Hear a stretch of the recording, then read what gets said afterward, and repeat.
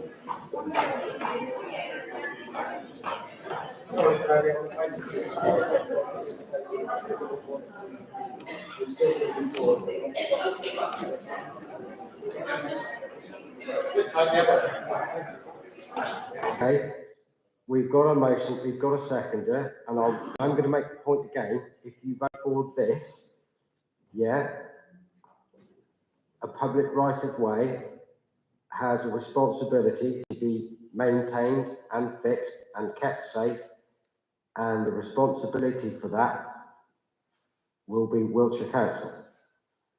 They will come back and say, if you want us to do this, here is the bill. And then you'll have to make that decision. So, we have a motion on the table, proposed and seconded. All in favour? 1, 2, 3, 4, 5, 6, 7, 8, 9, 10, 11, 12. That's almost everybody. Anybody against? One against. Abstentions? Carried. Thank you, Victoria. Thank you, Margaret. Staying with public questions and statements, do we have a Matthew Vass to speak on allotments here this evening? We do. Matthew, come forward and have a chat. You have 3 minutes, and I'm going to hold you to that because, as I said earlier, our agenda is a mile long. Shoot. Cool. Thank you very much. Yeah, I won't take up much of your time. There's obviously a lot more important stuff to talk about. Ladies and gentlemen, thank you for hearing me. I'm an allotment holder, and I'm incredibly grateful for the council's decision to accept my argument to not increase the fees based upon the argument with the Allotment Act. In my research, though, this has highlighted a few other issues. Nobody I've ever spoken to believes that the public should subsidise allotments. The idea is ridiculous. They should be running cost neutral. Everyone agrees with that fact. But we shouldn't be subsidising inefficiency or accounting discrepancies either. In the terms of the course of my research, I've had 2 different figures on how much loss or operating loss the allotments have had, with a discrepancy of 6,500. So one was given to me freely, one was through a freedom of information request. So already there's a discrepancy in how much operating loss the allotments are having there. I'm also concerned that 25 plots remain vacant with 307 people on the waiting list. If you take the lower end estimate, that's £1,200 in revenue, which is about 7.4% of the operating loss. You could cover that by filling those vacancies at the lower end. You can also look at staff operating costs, which currently sit at £28,500. It's 54% of the total operating budget, which I find that to be excessive compared to other councils' operating allotments. So what I am grateful for is the council now agreeing to work more closely with the tenants and the Allotment Association to find more innovative ways to deal with the operating costs. And I'd like to personally thank Asa Thorpe as well for his professionalism and communication in dealing with me on this. Fortunately, members of the council didn't choose to listen to my initial arguments, but he was gracious enough to do so, and we have the results we have today. All we really can do is get a fair deal for allotment holders. We want to protect ourselves from unnecessary steep price increases. You're proposing 25% this year, or were 25% next year, 5% the rest of the other year. Allotments are meant to be an affordable way for people to get close to nature, spend time with their families, and grow produce, and we should keep it that way. Thank you. Thank you, Matthew. It's always nice to meet people who've done a bit of homework when they come and speak, honestly. I'm going to pass over to Chief Exec. Thank you very much, Mr. Chairman. Thank you very much, Matthew, for your kind words. I'll start with an apology, and apologies that incorrect information was quoted, and on behalf of the council, I take responsibility for that. So I am sorry that is the case, and I'll have a look at both sets of information that you've been given and ensure the correct information is supplied to you. You're indeed correct that no increase will be implemented in 2025. We are, as you said, now working with the National Allotment Association to ensure that the interpretation of some well-respected but very old laws are widely understood in this council going forward. I am pleased that we are able to implement longer payment periods, and we will be bringing those into effect so people have up to 90 days to pay their invoices going forward. And as I say, we will be looking to implement change in the coming years, but we will ensure that we do so with the full approval of the National Allotment Association. And can I just say thank you very much for your due diligence on this matter. I think it's an excellent example of democracy in action. So thank you, Mr. Pass. Thank you, Matthew. Cool, thank you. Great stuff.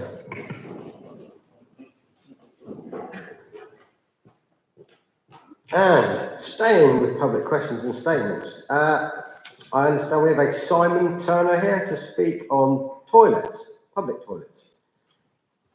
Simon, feel free to step forward.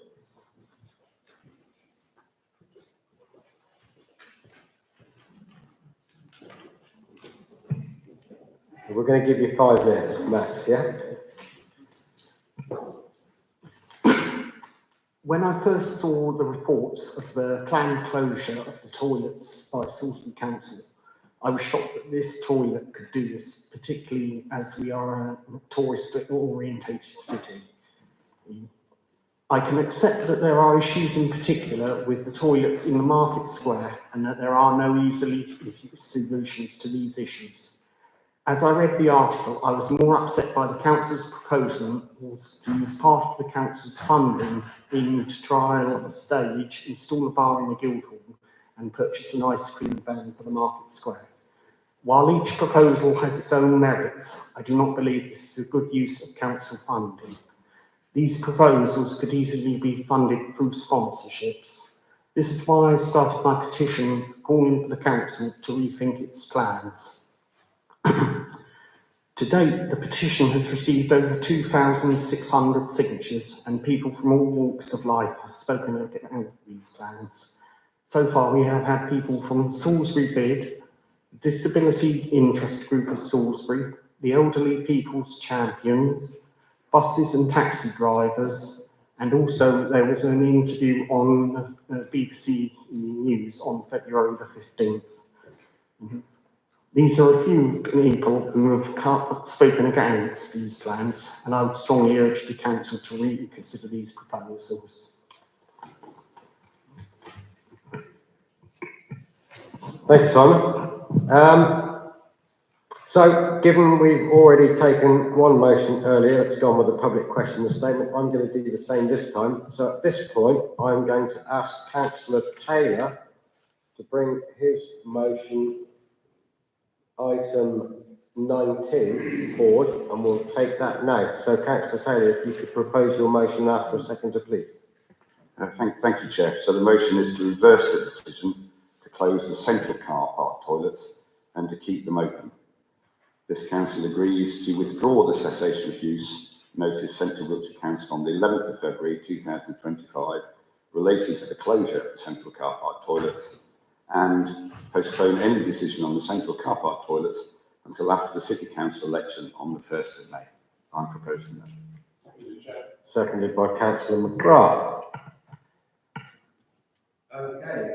Members, over to you. Councillor McGrath. Thanks, Chair. I'd really just like to thank you, Simon, for coming to us tonight and to give your your statement on this planned closure of both the Market Square and the central car park toilets. I think, as you say, over 2,500 people have signed this petition. I think it's probably one other petition that I can remember that got as many signatures, and that was around the people-friendly Salisbury pedestrianisation plans a few years ago.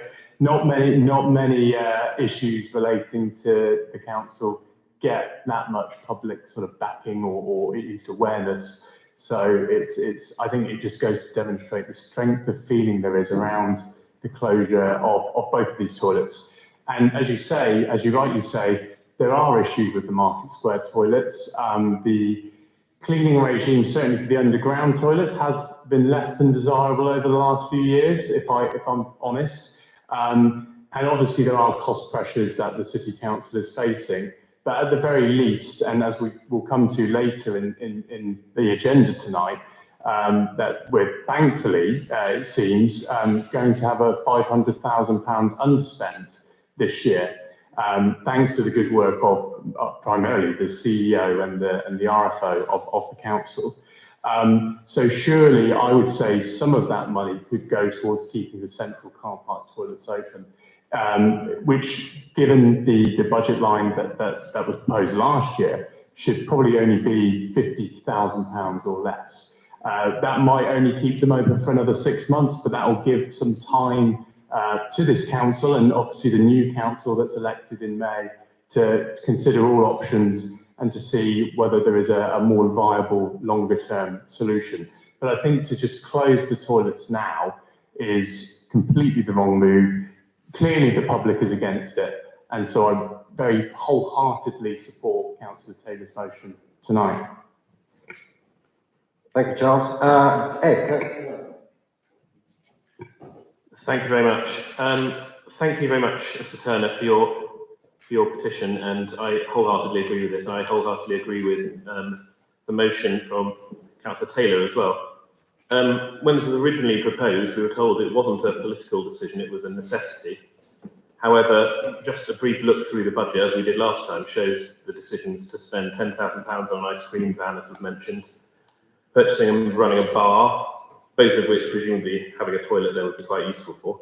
£250,000 spent on job evaluation, £5,000 spent on celebration of multiculturalism, £20,000 on the trial of a stage for 6 weeks.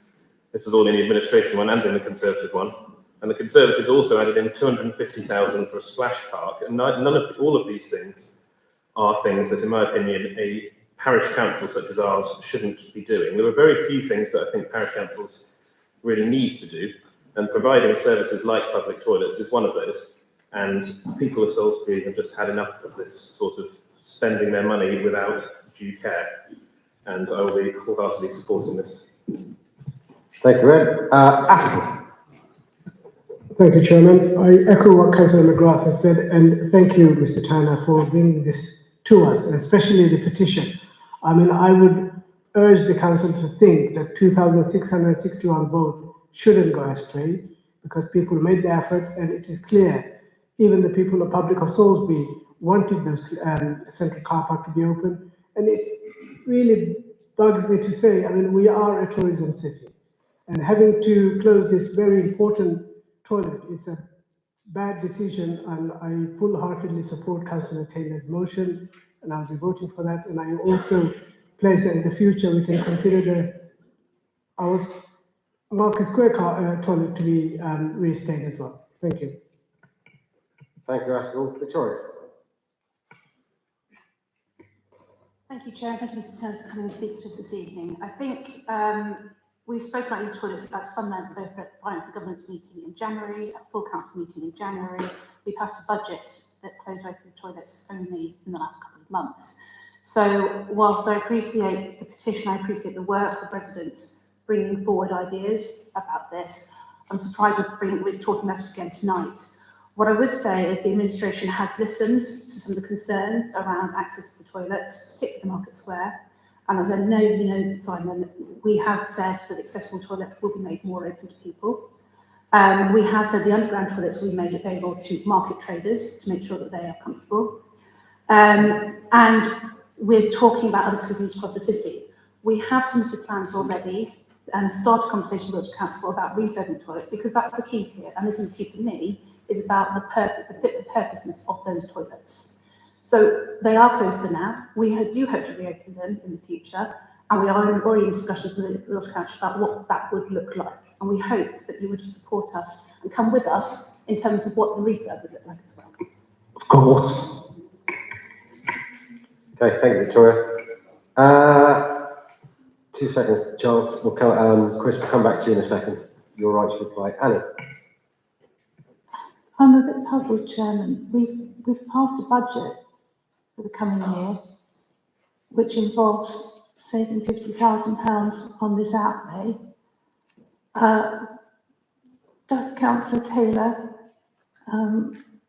have an idea of where we're going to find this from? Otherwise,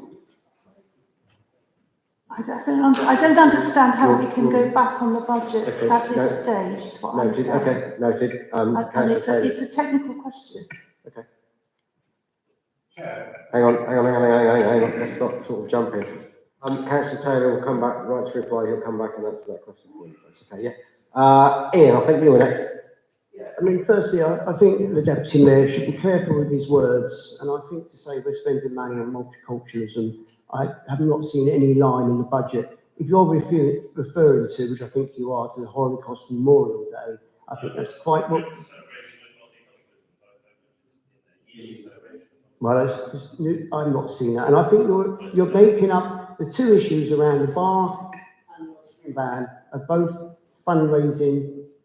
But they're there to raise money for the council. That's the only reason, and already we're seeing a return on the bar. The trouble with the toilets is a difficult issue. We all accept that, and we very much welcome the petition that's been put forward. You know, and I've been around the council for a long time. We have the district council and we've had the city council. And I'll start with the central car park toilets, because that's what the motion is about. We do have two sets of toilets very close together there. We have the toilets in the coach park and we have the toilets in the central car park.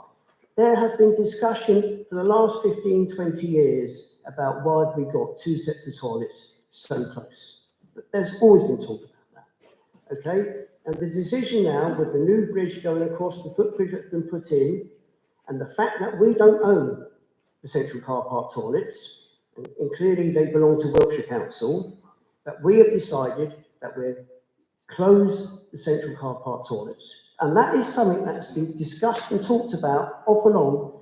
You know, I've been elected 30 years, all through that period, because it seemed not much sense to have two sets of toilets so close, you know, and we rationalised it. We've still got 7 other sets of toilets in town, which we run, but that is why the central car park toilets were closed. Now, the market square toilets, and I've been a market trader for 40 years, 39 years of my life. I've also suffered with bowel cancer, so I know how essential toilets can be for most, you know, when you're one, you're a market trader, but 2, when you need to go to the toilet. And I fully understand how difficult, you know, that decision was to close those toilets. There will still be that accessible toilet, and that'll be accessible for everyone because it will be, you know, everyone can use it. And there is, as stated by Victoria, already proposals in at the council to build some extra toilets on the market square. Those underground toilets, again, have been controversial and difficult for decades. They are damp, people pour stuff down it, they shouldn't pour down it. Down the vents, people pour water, and people pour hot fat when we have events going on in the market square, which have damaged the floating ceiling inside the gents' toilets. There's been lots of issues with that. And anyone who has used those toilets as much as I have over the years will realise that on certain days when it's damp and horrible down there, you've got to be extremely careful about how you walk about. And actually, I would praise the cleaners in there. If you see what states those toilets are at 6 o'clock in the morning, I think those cleaners over the years have done a magnificent job in keeping that toilet clean. It can be absolutely disgusting first thing in the morning. We've had dead bodies down there over the years. We've had people sleeping in there over the years. It's been a continuous problem early in the morning. Yeah, and I'm uncomfortable about the decision to close those market square toilets. But the more I think about it, I think it's a brave decision, actually. It's a decision that somebody should have made some time back.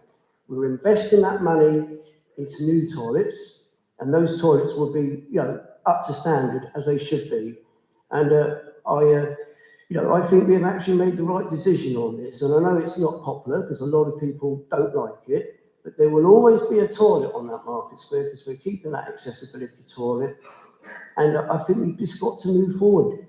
We can hedge these things, we can delay the decision, we can put it off, but at the end of the day, those toilets aren't fit for purpose down there. Somebody at some stage has got to make that decision, and we have. And I would remind those people sitting around me that they supported the budget at F&G, Finance and Governance. They actually proposed that budget, in which included the closure of both of these sets of toilets. It was proposed and seconded, not by one of administration, but by members of the Conservative group. And I fully understand why they did it, and I'm thankful for them to do it. So for them now to put a motion forward to go against what they've already proposed and moved, I think is wrong. It's just playing politics. This is an election around the corner. And again, I go back to the reform, the deputy there, he's just playing politics. That is a brave decision we made, and we made it for the best interest of Salisbury. And that's why I support the motion. Thank you, Councillor Eames. For clarity, at F&G, it might have been a Conservative councillor that proposed it, but there were only 2 Conservative councillors there. I was the second, and I certainly did not second it. Caroline. I know she used the word might. Thank you, Chair. Sorry, Councillor Tones. There were 2 Conservative councillors at that meeting. I was one, and I didn't second it. Look at the records. Caroline. Thank you, Chair. Thank you, Simon, for bringing this forward. No budget setting for either council is easy. We all make uncomfortable decisions. My role in this was I have aspirations. I want to see decent above ground toilets and implemented as soon as finances allow. As far as the coach park toilets, we refurbished them fairly recently, and as Councillor Tones has said, that they are very close to the central car park ones, which actually that building is owned by Wiltshire Council, and it was only in 2015-16 that Wiltshire Council decided they were going to close all of their toilets, so the parish took them on. We've took them on. We know the underground toilets aren't suitable. They've got leaky roof and other problems. So all we can do and offer is that we've kept plenty of other toilets open, and that we are looking at solutions to make sure that we can bring something back in the future. And if there was a large event that needed lots of toilets, we would hire them in. Thank you. Thank you. I'm going to bring in Councillor Broom, and then we're going to wind this up. I think the CEO is going to make a statement as well, and then we'll let Chris wind up the end. Councillor Broom. Thank you, Chair. I think I'd just like to make the point that the council had the opportunity to save money on the toilets 4 years ago when I brought up the community toilet scheme, which you failed to do. And now I think that opportunity has gone because we will have alienated the businesses around for them to want to have any part in this. So I absolutely support this motion, and I would hope that it would buy time for us to keep the toilets open and to look at other options, such as something along the lines of the community toilet scheme, if we can now get the businesses on board. Thank you. Okay, thank you. I'm going to wind this up now. I think we have still got a massive agenda to get through, so I'm going to let Councillor Taylor to come back on any of the points made, please. Then we're going to go to the vote. I'll try and be brief. The motion is about central car park toilets, not about the market square. Around this table, I think we've all got sympathy for the issues. I know there are some challenging issues. I think, personally, we could have looked at alternatives other than the option to close it down. It's caused a lot of issues with the disabled folks.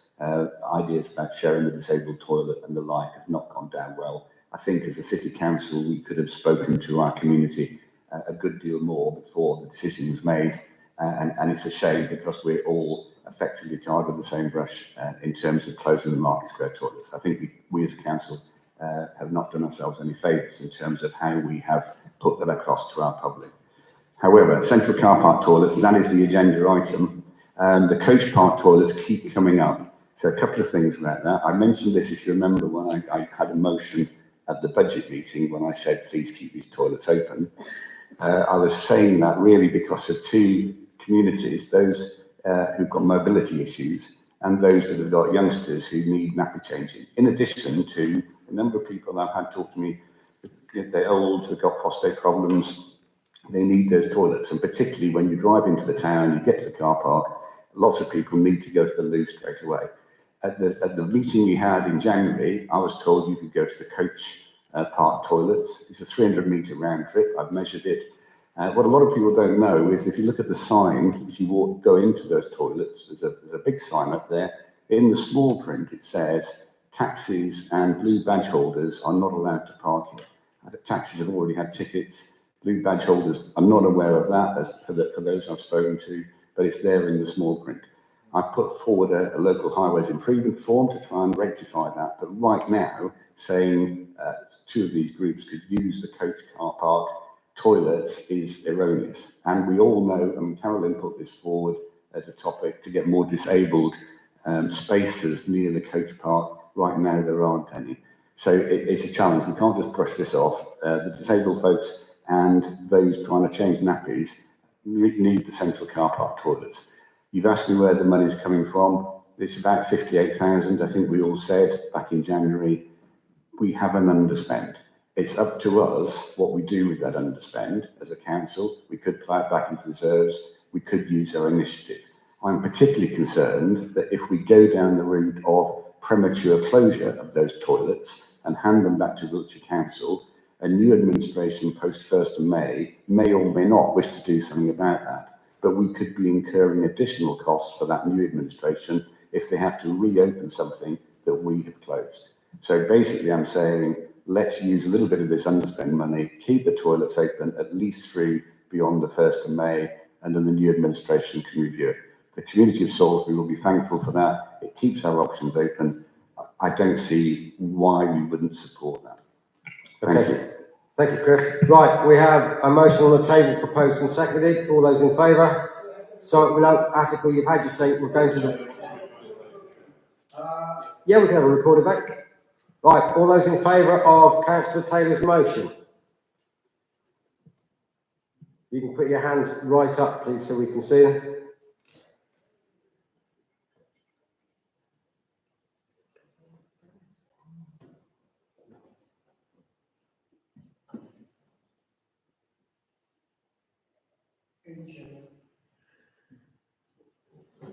I have the casting vote.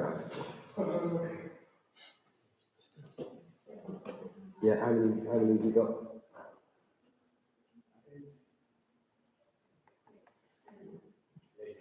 One, two, three, four, 5, 6, 7, 8. So we've got Councillor Hott, Councillor Rimmer. You've got the last one.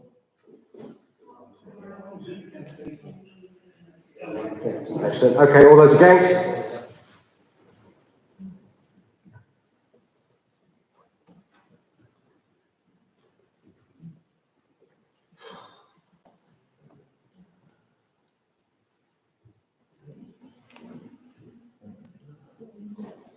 Pulse on.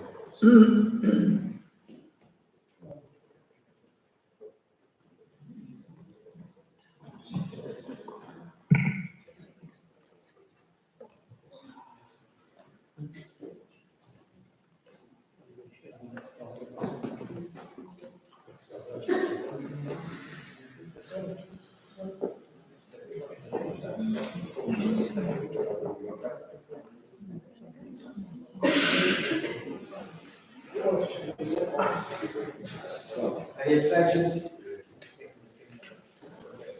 Okay, the motion is lost. Thank you very much, Chris. Thank you very much. Sorry, what was that? Just to confirm, yes, Mr. Deputy Mayor, there is provision in the administration's budget going forward for a Mela, which my understanding of that is a celebration of all of our communities in all of their forms in the city. So it would be like St George's Day, another one of those events. Okay, thank you. Simon, thank you very much for coming to speak to us tonight. Thank you very much for raising the petition. Another good example of democracy in action. Thank you very much for talking to me. Okay, thank you. Mr. Wells? Could I just have clarification on who proposed and seconded the budget at the Finance and Governance meeting before the full council? Yes, you can. The records as we have at the moment are for the final amendments, the substantive. It was Councillor Nettle proposing, and it was Councillor B. Charleston who seconded. That's what the minutes say at the moment. Now, there were a number of amendments that were made on that evening, including amendments that were indeed proposed and seconded by Councillor Nettle and Councillor Hoppen. But the substantive, according to the minutes at the moment, suggests it was, as I say, Councillor Nettle proposing and seconded by Councillor B. Charleston. Okay, thank you. Right, moving on. Item 3 on the agenda, councillor statements. Councillor Tom Corbyn. Tom.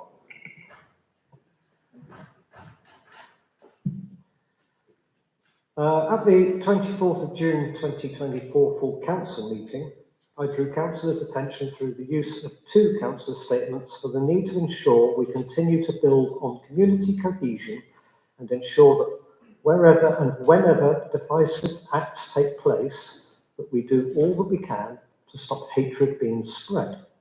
At that meeting, I drew members' attention to the campaign group Hope Not Hate. I genuinely hoped that my comments would be found to be unwarranted, but on Saturday the 25th of January, my residents had hate-filled party political leaflets delivered, designed to turn neighbour against neighbour. So I once again take the opportunity to remind members of the importance of standing up to challenge rhetoric that generates hatred, mistrust, or cause to have doubt about our neighbours. Each of us should be able to live free of fear in our community, each of us valued as equal. Members, I am sure, will already be aware that in the time since my June comments that a local Salisbury Hope Not Hate group has been set up, the ever-present need to counter hatred and hate-filled speech is a sad indictment of times that should be significantly in our past. As we fast approach the May elections, I hope that all candidates and party activists will give favour to community cohesion that this council has worked hard to deliver over the last 4 years. Thank you, Chair. Thank you, Councillor Corbyn. Okay, agenda item 4, minutes of the previous meeting. I assume you've all read the minutes and you're happy that I can sign them as a true and accurate account of the meeting. All those in favour say aye. I will sign those off. Declarations of interest. Do we have any for this evening's meeting? I have a note about Councillor Nettle on broken bridges. Chair, it was just to obviously point out that Councillor Nettle is intrinsically involved with broken bridges, but he will also be giving us the update on broken bridges as well. So just pointing that one out. Thank you, that's fine. Do I have any dispensations? None, Chair. Okay, Chairman's announcements.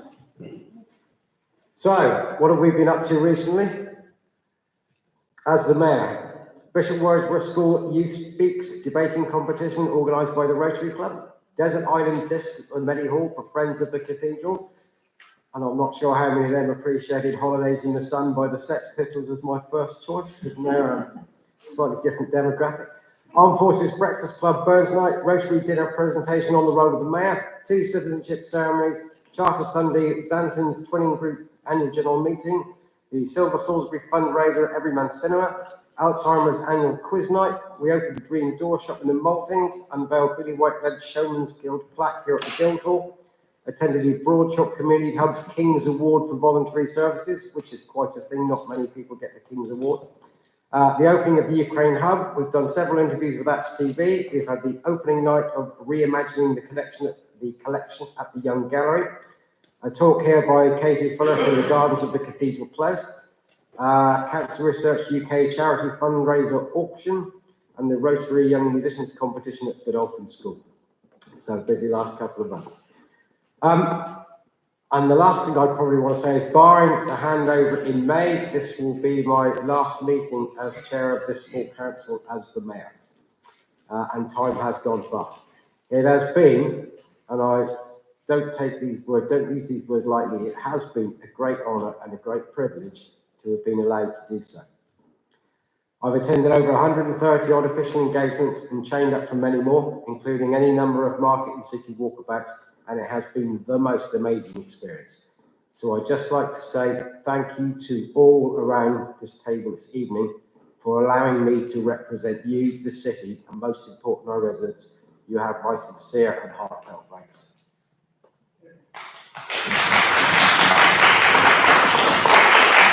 Right, item 8, administration's leaders' announcements, and we're going to have a video. Is that right?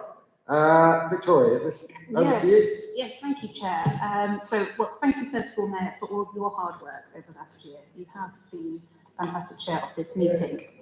I'm delighted to give the last leaders update to this administration, and may I also begin by saying what a pleasure it's been to work with all councillors and staff in the last 4 years. I do have the great pleasure of beginning my update with a short video produced by Charlotte in-house about the work of Salisbury City Council over the last year.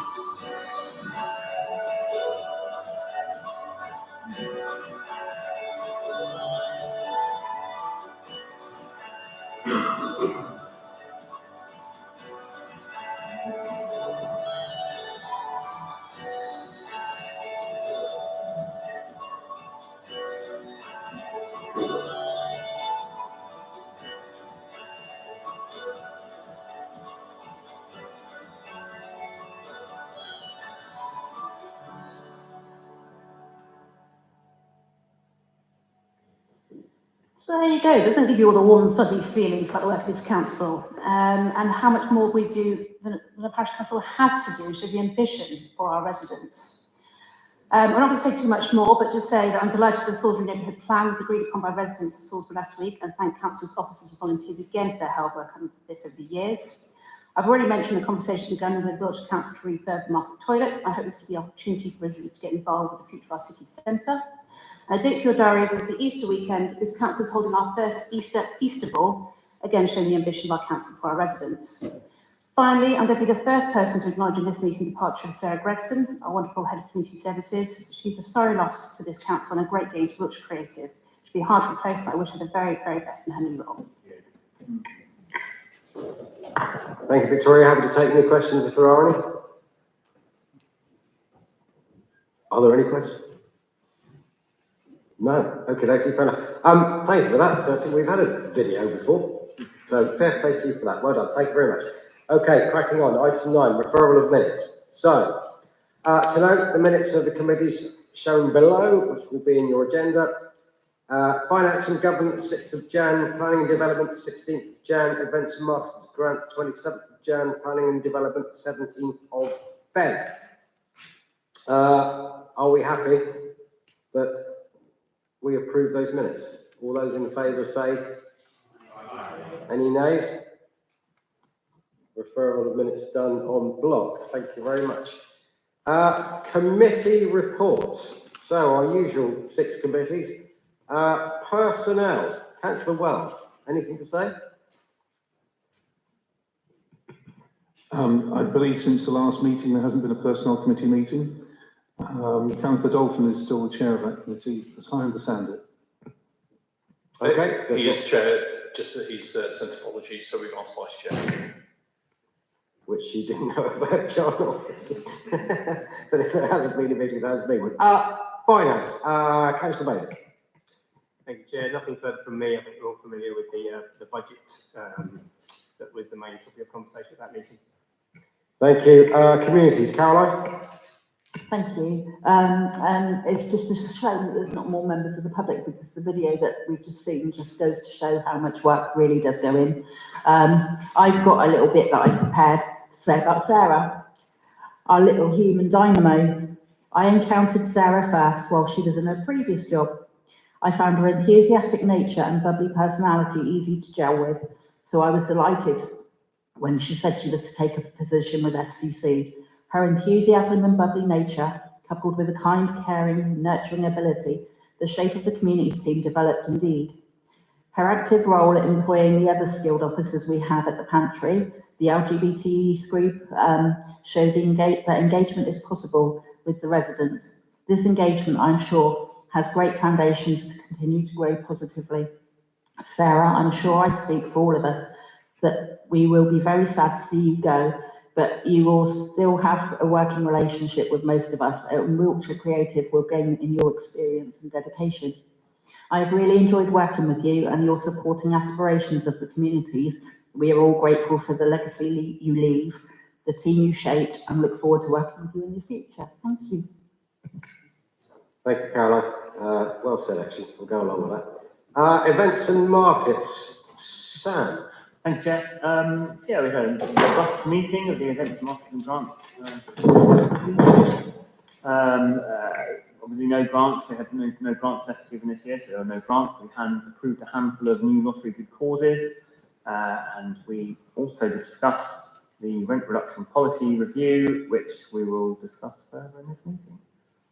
We had also a review of the business team, and I think it was made, the point was made at that meeting, and I will make it again now, is that there's been excellent progress with that team considering their staff changes. That the work they're doing has been very positive considering how short of a time they've all been in, how short a time they've been in place. So well done there. That's it. Thank you. Thank you, Sam. Planning, Tom. Thank you, Chair. Obviously, the busiest committee of the council, as I may remind members, they're all welcome to attend. I will just say a couple of thanks. So, for the Salisbury Neighbourhood Development Plan perspective of things, for those councillors that were here previous to the current intake, you'll realise how much work has gone on in the background. And most of that work has been through volunteers, and it's a grateful point to have got to actually have had the NDP completed before this election cycle. I genuinely thought it would run into the next election cycle, so I'm quite surprised we achieved it in that time frame. But that was the appetite of the council to have had it done in years less than we actually did it in. COVID may have not helped, but a real big thank you to absolutely everyone who took an active part in that, because there was a huge amount of work done. As I say, many of those were local residents rather than councillors. But I will extend particular thanks to John Farquhar, who was the previous chair of the NDP, and our most recent chair, who's undertaken all the work over the last 4 years and quite a lot of heartache and headaches over it. But Councillor Annie Riddle, she's done a huge amount in the background to make this get to the point that it has got to. So huge thanks to Annie Riddle. And the only other thing I was just going to comment on was the fact that both Councillor Riddle and I both attended the Old Sarum, gosh, lost the word I was going to say, inquiry. Yes, the Old Sarum airfield planning application, but that will take some time before we actually get to hear what the outcome is. But I'm confident of a hopeful one. I can see Councillor Riddle would like to come in on that. Okay, thank you, Tom. Chairman, I believe, just to say, I think that I was just about to say, do you want to say a few words about the neighbourhood plan, because you've been seeing this? Oh, well, I understand that it's been officially made today. Hooray, hooray. So if you'd like to say It's a great joy, and I'm sure that Margaret Wilmot is still here, and I very much appreciate all your input, Margaret. We couldn't have done it without you, that's for sure. No, I'm just delighted and relieved that we've got it through. It was very important to me to get it through within this electoral cycle prior to Wiltshire's local plan review, because then that would have moved the goalposts with all their changes of policy. We needed to get it through in conformity with the plans that they currently have. Obviously, you know, if they change, we'll have to change, but it was just, I wanted to get it tidied up.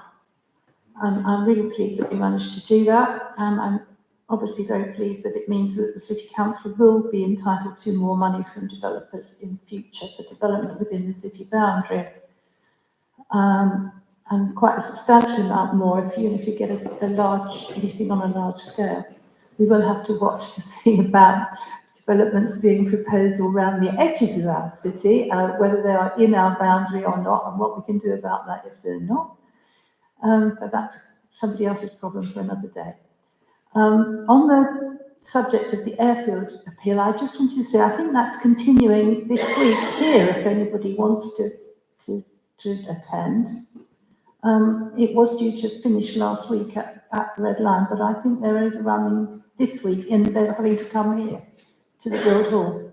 So I'll be back there tomorrow, and I hope anyone that's interested in the future of the airfield will take the opportunity to come along in the next couple of days. Thank you. Okay, thank you, Annie. Last but not least, environment. Councillor Wells. I haven't noticed yet that the papers have arrived for next week's final Environmental Services Committee meeting, which is next Monday, so I can't provide up-to-date information at this meeting. However, I believe Mark is completing a complete summary of not only the most recent activity, but a summary of the whole year of the Environmental Policy Action Plan from 21 to 25, and that will be fully discussed next Monday at the committee meeting. Okay, thank you, John. Okay, that concludes that. Item 11, outside representatives. Do we have any representatives from outside bodies that would like to make comment on anything this evening? Nope. In that case, next we have. Where's that one gone from here? Okay, next we have Jane Ebel, Afghan Families, a presentation from Jane. Lovely to see you again.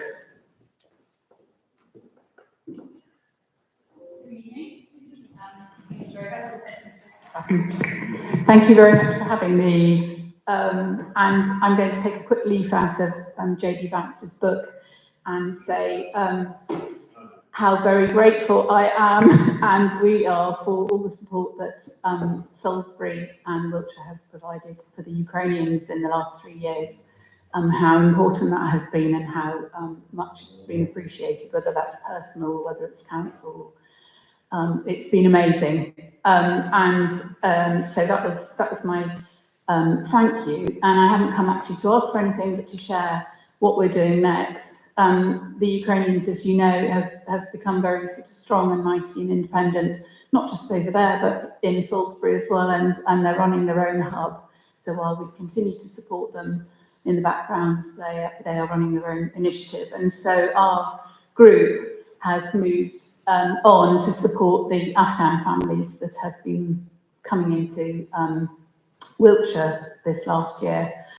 You may already all know very well what has unfolded since 2021 when the Taliban came back in, and in those that didn't manage to get on a plane in 2021, many of them moved into Pakistan, and then in November 23, the Pakistan government said to the Afghans that they wanted them out of Pakistan, and so our government and the MOD went over and brought many Afghan families over, and so they have been moving into Britain and in particular into Wiltshire in the last year, slightly obfuscated because there have been two strands.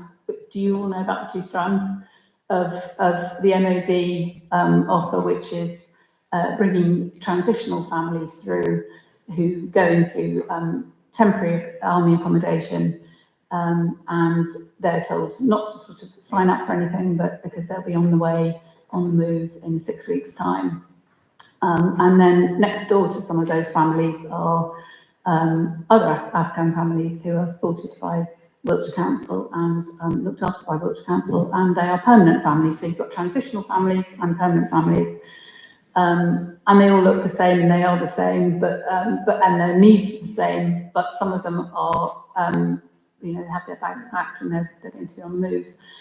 Except that 6 weeks for many has been 12 months, and so that's caused a lot of difficulty. The transitional families are moving on quite fast at the moment, but more transitional families are coming in, so the numbers are staying the same. So we have set up a hub in Amesbury, and we are looking after, because our funding comes from Wiltshire Community Foundation, we're able to look after both the transitional and permanent families because the needs are the same. And so we run a Monday session every week for mainly for women, some children, some boys come as well that have slipped through the education net. So we work with all of the families, and we do a variety of activities there. We do sewing group, we do lots of English lessons for beginners and for intermediates. We offer IT classes for touch typing, for learning English, for doing your CVs and applying for jobs, and then we help them with interview technique. And all of that we do in conjunction with the council offer and the job centre, so that we're all coordinated. Because the numbers are so big, and because some of the schools up there have sort of gone from having 7 students in the school to 70 overnight, because of the issue with the transitional staying on much longer. We've also been doing some outreach work. We've done quite a lot of work in the schools with art and music projects, and then we're hoping to take those out into the community.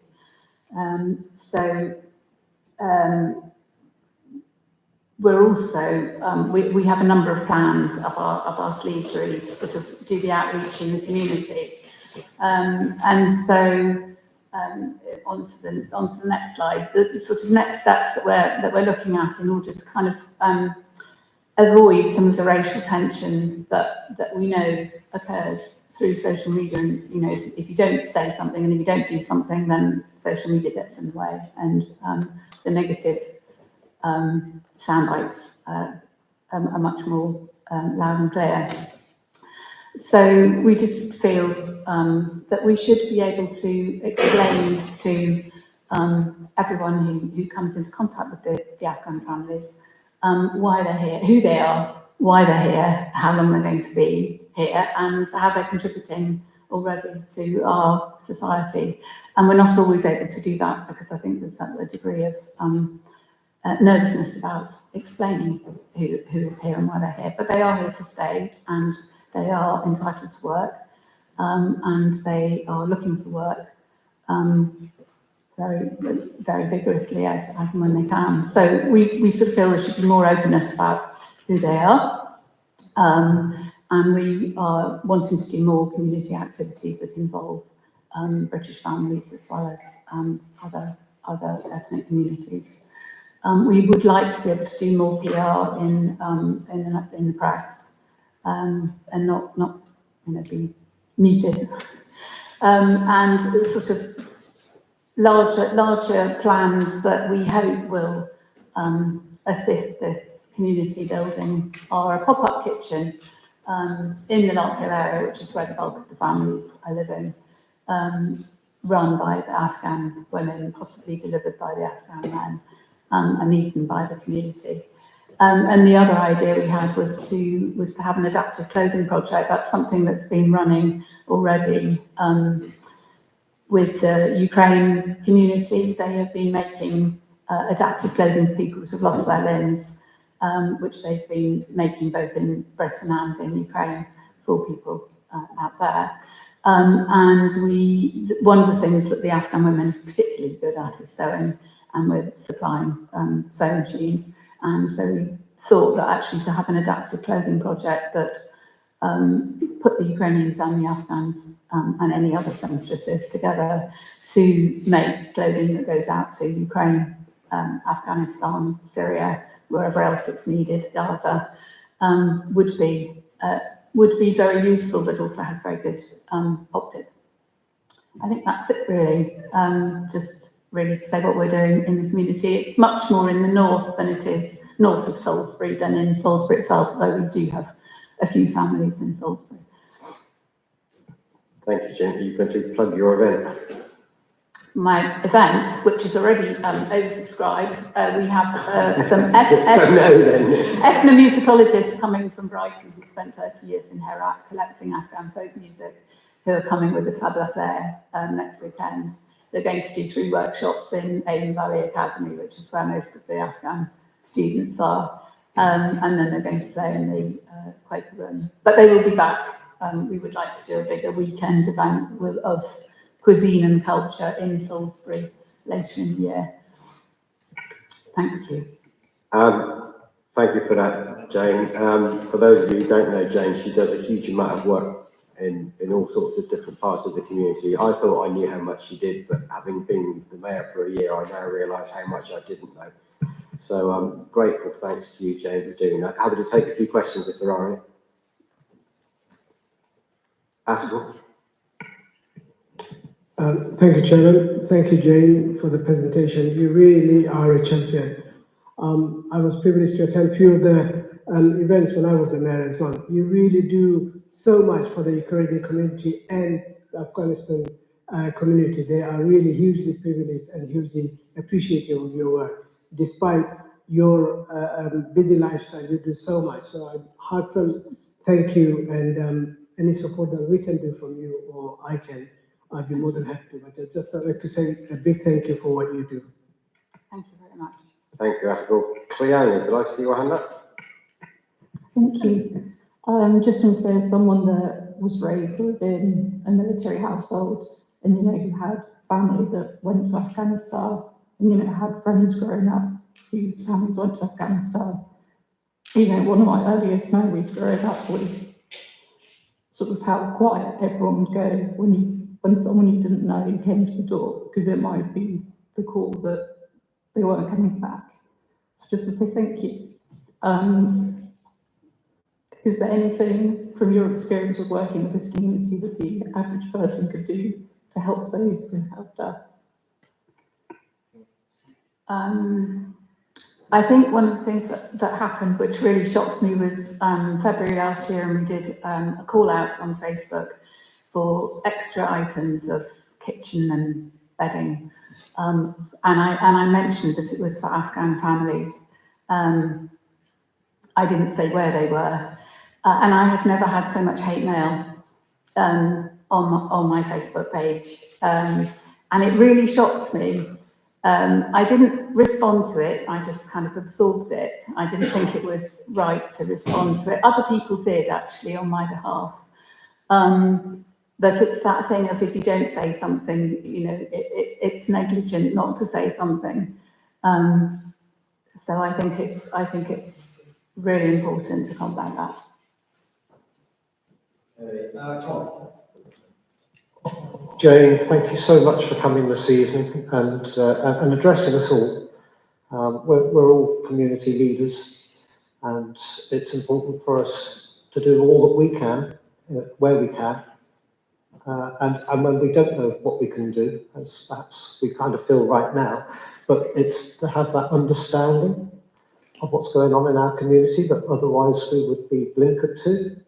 And so I thank you for helping to raise the awareness, and also I think it's for all of us moving forwards, I mean, for those of us that want to be re-elected at least, to try and strive for what we can do in the future to help ensure we keep building those community bridges and bringing the Afghan community into Salisbury in the same way as we have with the Ukrainian community. And we should do with all communities. So, Jane, thank you so much. And as a message to everyone, that's where my mindset is moving forwards. Whether I'm re-elected or not, I should still try and stick a finger in to point us in the right direction. So, thank you. Thank you very much. And Councillor Heather, I'll take that emotional call back as well. Thank you. Okay, well, a couple more. Carol. Thank you. It's very interesting, as always, and we are very grateful for the work that you do. I've been looking into my ancestry. I come from all over. Actually, we all come from one woman, an African woman. You can go back anywhere. We are all related somewhere along the line. None of us are wholly British or anything, so we should be grateful for those connections. And actually free movement and being able to belong to the community that you choose. We should be able to do that and comfortably do that, and nobody should ever be vile to somebody because they don't like their ethnicity or anything other. Thank you. Okay, we'll take one more. Councillor King. About 4 or 5 years ago, I helped with Community First to welcome 2 Syrian families into Salisbury. And I know firsthand how difficult that was for them, how the lady who was 60, she couldn't get warm at all. We tried every which way with duvets and hot water bottles and everything. And the language was really difficult for them both and for the family that came to. So I am aware of the incredibly hard work and long hours that there are. And I'd like to echo everything that everybody else has said.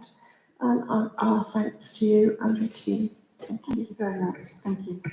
All right, Jane, thank you very much. Thank you. Thank you for all you do.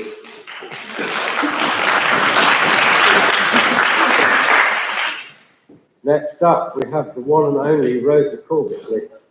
Talk about the whirlwind that's blasting through Wiltshire Creative.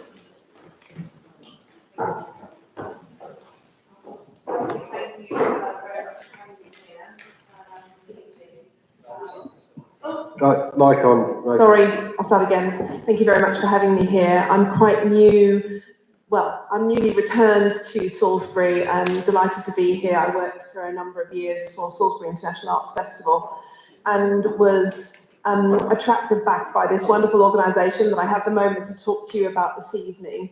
I've got a presentation with lots of lines of text, so I apologise, but I'll talk it through with you and look forward to questions at the end. I'm excited to talk with you about Wiltshire Creative because I think for me, as I've gone around the city, there's a lot that people don't understand about this marvellous charity that is in the midst, that is in all of our midst. It punches far above its weight. It has a national and international reputation, and it's right here in the city. I'm principally going to be talking about the Take Part work that we do, that the wonderful Sarah Gregson is going to come and lead for us. But it's worth just taking a moment about some of the core things. So over the course of every year, we run 350 theatre, music and comedy events and community projects, and 250,000 people come and visit our venues and the festival each year. We are the only producing theatre in the county, and we're one of only 40 across the UK, which means that there are a certain number of shows that are made in Salisbury that travel from here to around the country and around the world. We have a show that we're about to open in a couple of months, Da Vinci Code. It's already been booked in India, in America. It will be international and have the stamp of Salisbury on it. We make our beloved Salisbury pantomime, which reaches 2/3 of the Salisbury residents. 5,500 young people came to subsidised and free tickets to that, and 25,000 people attended the pantomime over the course of those 6 weeks. And what this means is that 650 world-class artists, musicians, comedians come to Salisbury, and they take the message of Salisbury back out to their communities, which is great. We're really hoping to marshal more of that in the future. We deliver a huge economic impact on the city, and we're looking at working actually with the Salisbury City Council and making sure that we can measure this, but we know already that 20% of our visitors travel more than 90 minutes to visit our venues. So they really come from far and wide to the city. Net zero ambitions. We're one of the first cultural organisations in the country to put our hands up and get involved with Culture Declares Emergency, and we're looking at delivering programmes and using the Theatre Green Book outlines. And 13,000, and this is the next phase I'm going to talk about, 13,000 people across our communities take part in our Take Part work. And that's in 3 essential parts, and I've got a slide on each of them and I'll go through them. So the first that I'm really excited to talk about is our work with older people. And I think there's a lot of opportunity for us to grow this here with Sarah, but we're already delivering weekly sessions with creative sessions with older people, working across multiple art forms. And the next dot is thank you, and Dance 60. So we're working in partnership with this great organisation with weekly dance sessions for those over the age of 60. We've got 150 volunteers who work with us, and some of us have worked with us for many, many years. 150 over the age of 60. And yes, they have specialisms and incredibly specialist tasks they do on our behalf. We work with Silver Salisbury and delivering events and programmes with them. And we are a warm and welcome hub, and we have very cheap, affordable food and drink offerings in our cafe, and many people come and spend the day in the playhouse and keep warm. And we also provide a dedicated space for many of the community groups that you see there, and look to absolutely grow that space in the future. So the next group is we're working with disadvantaged communities across the city, and we're working with a lot of these in partnership with you all at Salisbury City Council, and using the wonderful resource of the investment from all of you, for which we're incredibly grateful to deliver. So there's lots of little dot points there, but we're working particularly in low socioeconomic areas such as Bemerton Heath and the Friary. We've got a fantastic family fiesta which we ran over the half term. Hundreds of people turned up, had a fantastic day, and we run those across the year. We're actually now delivering our youth theatre, which I'll talk about in the next slide, in Bemerton Heath, because it's very important to take these projects out to communities and not just expect them always to come to you. We have an Under 5 Fridays that we deliver, and we know that many, many people rely on that. It's very affordable, it's highly subsidised, much of it is free, and they come and can have a great day out and lots of creative activity. We work with Exeter House and run a whole series of programmes, and in fact have developed a Stage 65 youth theatre programme especially for them, and run some wonderful creative projects there. We're also delivering home education work for those often home-educated young people who've got very complex needs, and actually we're really working with them and working with the parents and carers to provide exactly what the young people require. And finally, we've got absolutely dedicated staff in this space who've worked with neurodiverse young people, disadvantaged young people, and also those with physical disabilities. And finally, young people, which feels like a huge area. Many of you will know that this is an area we do deliver on. And alongside, I couldn't go any further than Stage 65, of course, which has been running for 60 years this year. We think it's one of the oldest youth theatres in the country, so it's an incredibly strong programme. In fact, a third of our staff came through Stage 65, so we know that young people stay, they have a passion for the creative arts, and they come back and work in the sector. We run programs for young technicians, and also we have a young ambassadors scheme, so young people can tell us what they think we should be doing. The thing I haven't listed on here, which is worth also mentioning, we've got a fantastic partnership with Wiltshire College, and we're delivering on behalf of Wiltshire College a tertiary level course that's run principally out of the Salisbury Arts Centre. 2 days a week, young people take over that space and are becoming professional. Sort of 80% of them get distinctions or merits, so really high achieving, and many of them have gone on to tertiary programs with Guildhall, with Welsh College. So we know that we are providing a training and skills development program that's taking and creating opportunities for young people. And we've got an emerging theme around young people's music making. They've told us that. So our young ambassadors have told us they want to see more music in our program. So that's jam nights and specific activity for young people, and particularly in popular music forms. So that's whistle stop tour of our program. I've got a video, Victoria, after following video after video. It's very short, but I possibly have been speaking for too long already. So it's the next slide. I did want to say quickly before I show you the video, why the support of the Salisbury City Council really, really matters. We deliver huge social value and investment in health and well-being of our communities, and that's an incredibly important part of our remit. I haven't even talked about our wonderful shows. I sort of take that as a given. We've got fantastic 39 steps on, and it's easy just to talk about the shows, but I sort of feel that you know that about us already. You help us leverage, the investment you give helps leverage further public subsidy, which is incredibly important. From Arts Council England and also from Wiltshire Council. And businesses and philanthropy look to Salisbury City Council and see that you're investing, and that really, really helps our cause. Your investment is allowing us to deliver the economic impact work that we are, and we look forward to bringing that story to you, because that is also part of your benefit on the city. And we hope we play a really strong part in civic pride. We provide opportunities for people to celebrate the city, celebrate the space, and look forward to doing more of that in the future.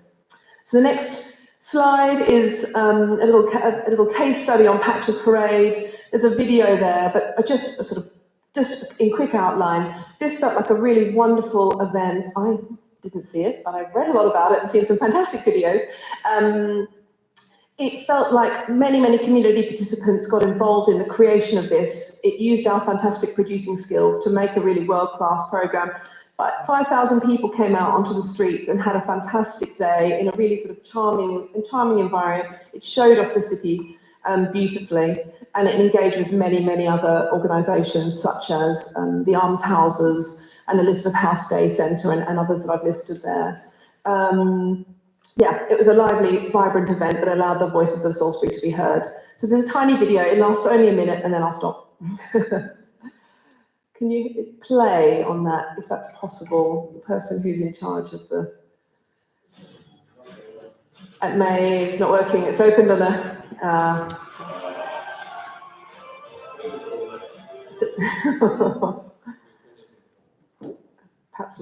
Patch came past my house. Yeah. And lots of people saw it.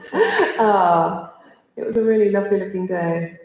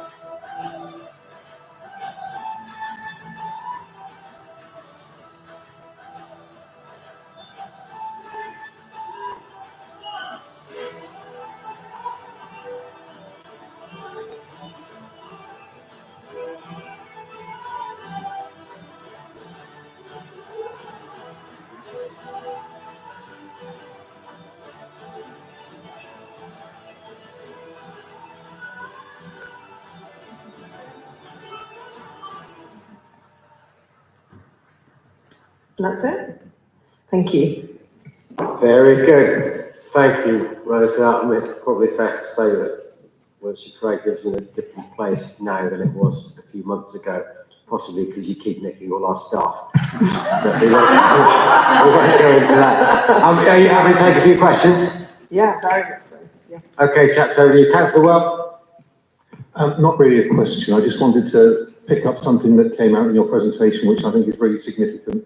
And that is the fact you're reaching out into communities with your activities. As a former head teacher, for which Bemerton Heath was my catchment area, there were a number of pupils that I worked with who couldn't take advantage of some of the enrichment activities, for example, like SAYM on the other side of the town. They often don't go into the city very often. So to reach out in that way is fantastic for that community, and particularly those young people that can take advantage of those activities. So thank you for that. Thank you. Hi Rose. Rosa, a great presentation. Thanks very much for the excellent video. And you really rushed through the issue of the leverage funding. And I appreciate you're up against it to get your presentation across in the allotted time. But I really want to understand what the implications are for the leverage funding. In other words, if you were to lose the funding that you receive from local authorities, ours especially, Salisbury City Council, but also Wiltshire Council, what would be the actual effect of that in terms of the leverage funding? Because my understanding is that if you lose local authority funding from Salisbury City Council, then that would then prevent you from picking up things like funding from Arts Council England, which is probably worth a great deal more than Salisbury City Council. Do you actually have the figures? Would it be possible for us to have those figures, precisely why this funding unlocks the key to other funding? And maybe explain a little bit more why it's essential that local authorities support you. Yes, and you're absolutely right, Paul.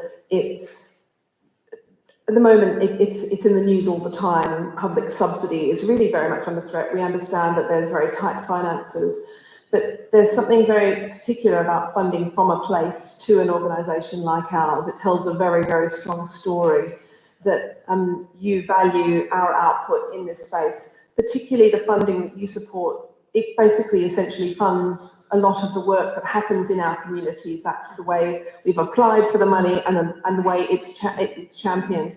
Arts Council looks to local authorities to support their cultural offer. And alongside Arts Council, local authorities are the largest funders of cultural work in this country. If local authorities aren't able to support cultural organisations, they will not survive, most of them, many of them. Cities, it's playing out in a number of cities, including the city where I was previously based in Bristol.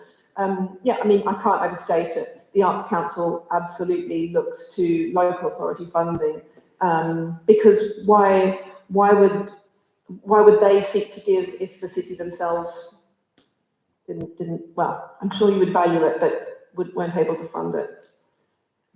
Thank you, Rosa. Sam? Thank you, Chair. Always a delight to see myself in a video like that. It's nice to see me just at the end. So I was looking out and my door on my shoulders. Pat Charleston, sorry. So thank you for that, and thank you for coming. Thank you for coming. Again, it's not really a question, more of a statement to say, thank you for coming and really enjoyed the presentation. It's really good to see sort of how the money that the City Council gives, is used and invested, and sort of get an idea of the kind of return on that investment that we are seeing in the city and elsewhere. I mentioned this before. I came up through a lot of youth theatres, not here. I youth theatres, a career in the arts, career, sound engineering. I don't do that anymore, but it was absolutely the pathway that I took, and it's it'll never be convinced that these programmes are not vital, absolutely essential for, for our young people. So thank you for coming, and yeah, really appreciate it. Thank you. Okay, a couple more, Jeremy. Yeah. Hi, thank you very much. Great presentation. I suppose I should admit at this stage, I was chairman of Stage 65 some many years ago. In fact, when the Playhouse was just about thinking of closing Stage 65 down, so I'm so relieved that I stayed on and helped it flourish. Right. Just a youngster. Anyway, I think that one of the things that I found about that and what we've seen in theatre is many of those youngsters do go on to become amazing actors and actresses, well, all actors now.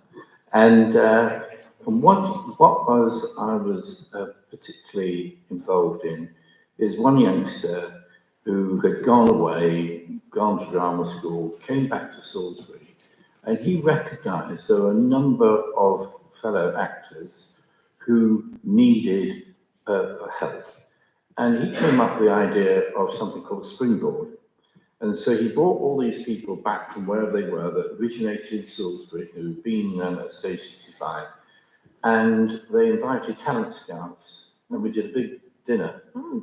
And they performed whatever they were doing, they were singing or playing, whatever. And it was a fantastic reception, funded by local people, because that's how all these things happen. And I was just very moved by his passion. He then went on and directed a few things at the Playhouse as well. So really pleased to see how that local community that you talked about so much and that fellow councillors have mentioned, how that can actually move into something real for these people. That's a job. Thank you. I'll take one more because we've got another presentation after this. Ricky, you had your hand up. You've not said that much this evening. Sorry, Tom, I did see your hand up, but you've sort of spoken at pretty much everything so far, so I thought I'd let Ricky have the last go. Yeah, thank you, Chair. I just want to heap some praise, really, because the word is Wiltshire creative, and it's like reinventing the wheel. A couple of weeks ago, I opened up the Harlequin Sports Club for a family fiesta. 3 bland, boring rooms, which were transformed, absolutely transformed. The enthusiasm and the creativity of your staff team absolutely amazes me. And there were 250 children went through that session. Absolutely fantastic, and it's not, it is magical, but it's not, it's reinventing everything. I think the highlight was a magician with bubbles, and the kids were hung with their jaws open, how one bubble was phased into another bubble, and on hand, and then there was smoke got in the bubble somehow, and it was absolutely brilliant. So, for our contribution to let you have our club for free, the enjoyment that those kids had that day, absolutely outstanding. So please keep that enthusiasm and that creativity going. Well done. I will tell our staff that you said that, and thank you for that. It's a lovely comment. Okay.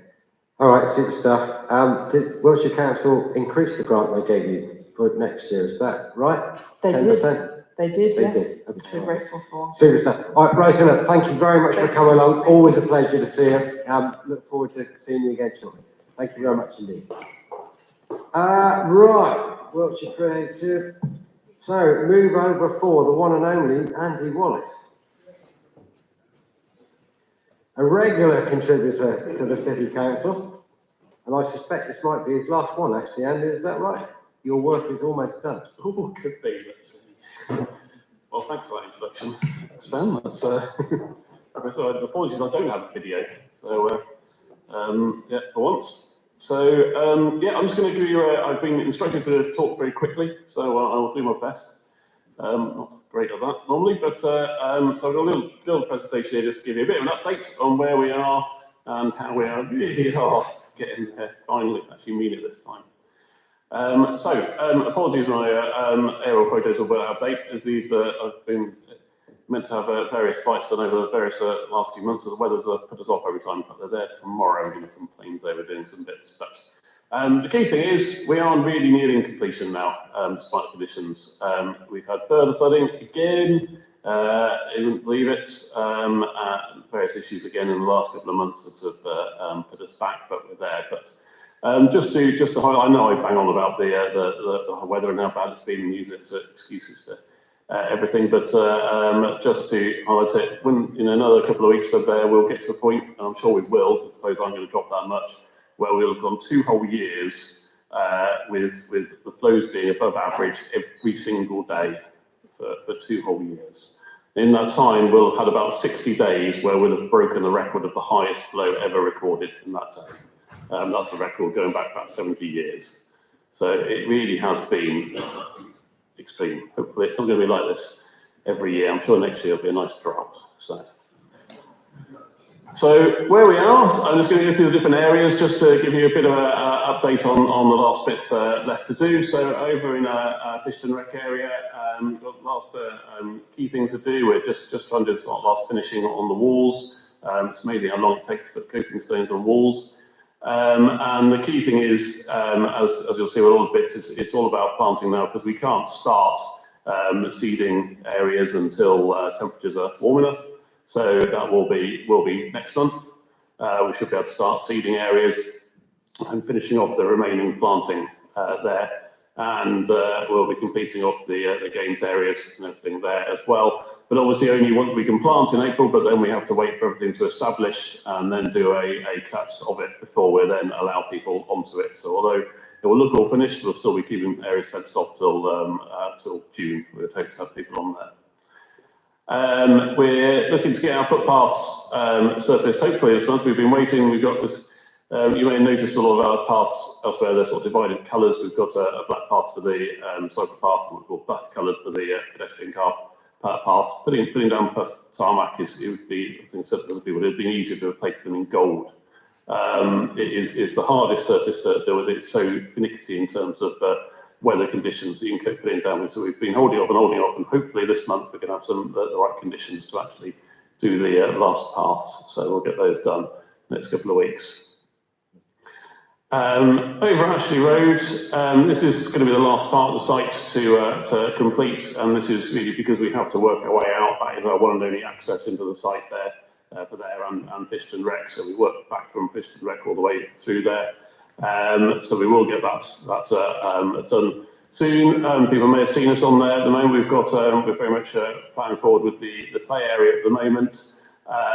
Same to some that started, and I know this is where I'm going to get the most amount of grief coming from children's team, because we will have that finished probably in another month or so, but we can't open it because we have to then grass it and let the grass establish and again cut it before we can actually let people in. So we'll have a complete play area that no one other than us on site can enjoy. So you may also notice that some of you have been walking past today. We've for this week and possibly some next week, we've got a chainsaw sculptor working on the side of the site, just alongside if you walk along to the leisure centre.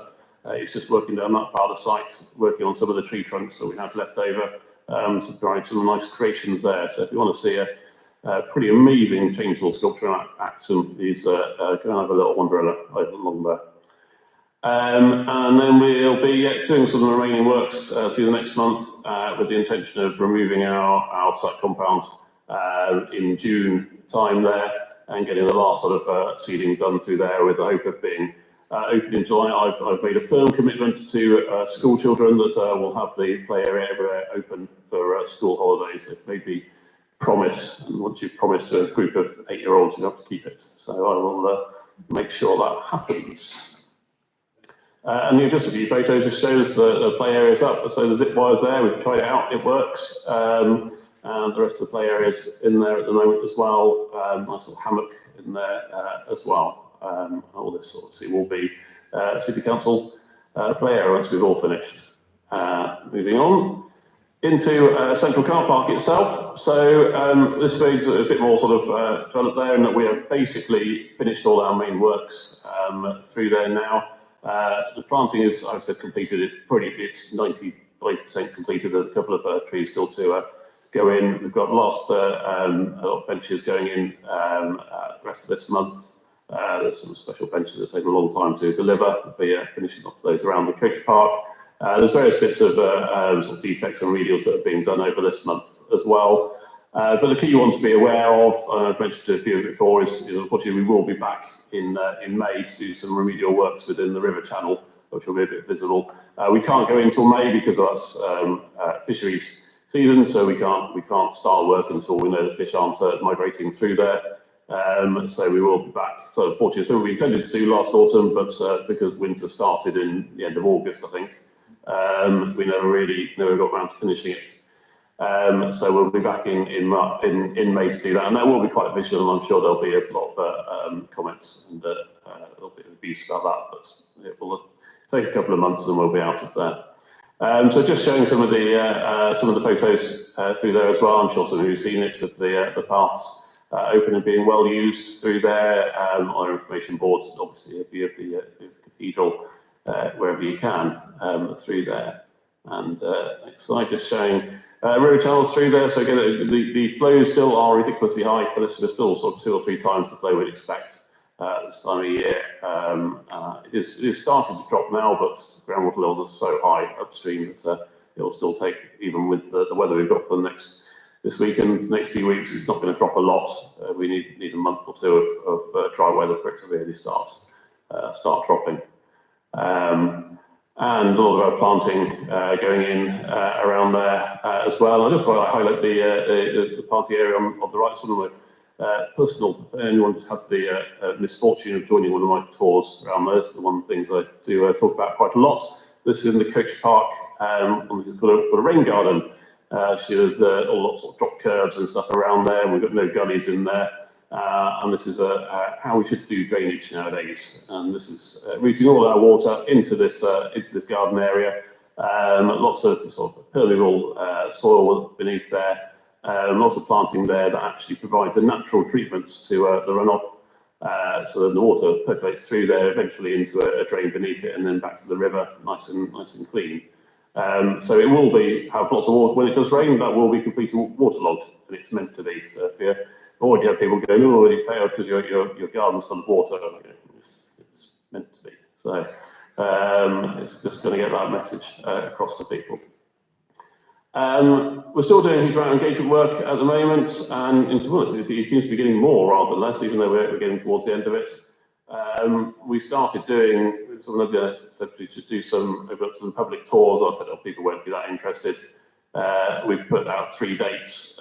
They booked out within a matter of days. We put on another 2. They booked out. We've got another 2. I feel like some kind of music star now, and have a tour going and doing merchandise coming soon. But they're really well attended, so we're going to try and keep those going. We're still working with various different school groups on this as well, and there's been a real interest from schools and organisations, and I'm sure you'll see this going forward, especially with your land up at Fish and Rec area, that it meets so many parts of the national curriculum that schools are very keen to actually go and use it as our outdoor classroom after this. So we're looking at what we can do in terms of information packs stuff there as well. So certainly something as a council band that will hopefully help going forward.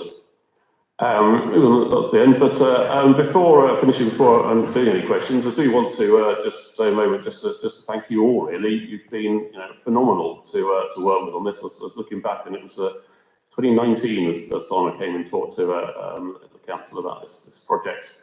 And it's been, I work with a lot of councils, and you're fairly unique in terms of the complete support you've given us throughout this project. It's been absolutely invaluable to us. You've been our eyes and ears on the ground, especially during the horror days of the COVID years, when we couldn't really talk to people. We were so reliant on you to do what you did for us that hugely appreciative. And to know that you've had our back in a way through this has really helped us deliver this project. We couldn't have done it without you. But also, I have to say, with your officers as well, have been huge support to us. I think Mark's probably cringing at the back of the room at the moment, but in particular, Mari been amazing through this, and Mostyn Coombs been involved. Parksman's been involved from the start of this project with us, and really massively helped us all the way through this. So there we are. Sven, I've been quick. Is that all right? That's fantastic. Ali, absolutely great stuff. I don't think people quite appreciate how much water you've had to deal with since you put the first spade in the ground. It's been incredibly difficult, and I think you've done an amazing job to get where you are, to get to this point. And I do hope you'll come, when the project is finally signed off and ribbon cut, I do hope you'll come back and just have another chat to us and just to sign off properly. Are you happy to take any questions? Okay, we'll do a few. Chris first. Very quickly, lots of people ask me, why is it all we see at Ashley Road is piles of mud being moved from one side to the other and back again? And I notice that on a daily basis. It just seems to be moving mud from A to B and back to C. What's going on? That seems to have been my life for years, moving mud, or as people on site call it, shoveling soup. And the problem is you need soil to dry out to be able to use it, and the only way you can dry it is by moving it around to sort of air it. So we have to keep turning it over in a way to make sure the areas don't get so there's been a lot of soil has to be moved around, and then also you can't really take it off site until it's dry enough. Anyway, people won't take it if it's just got too much water in it. So we wouldn't have kept as much soil on site as we had to. If we had been able to, we'd have got rid of it a lot quicker. But we had to be it's a very slow process to be able to move it around and get it off site, move it from one location to where you're working to where we're not working, to then deal with it. So it's been probably one of the bigger challenges of the project. But it is now just about dry enough that we are gradually taking off. We took 20 lorry loads off today, and they'll more continue this week. So we've got most of it's being reused. There's just some stuff left that is excess from what we need that now disappears to another site. Or grown men playing with diggers, is what you were really trying to say. No comment.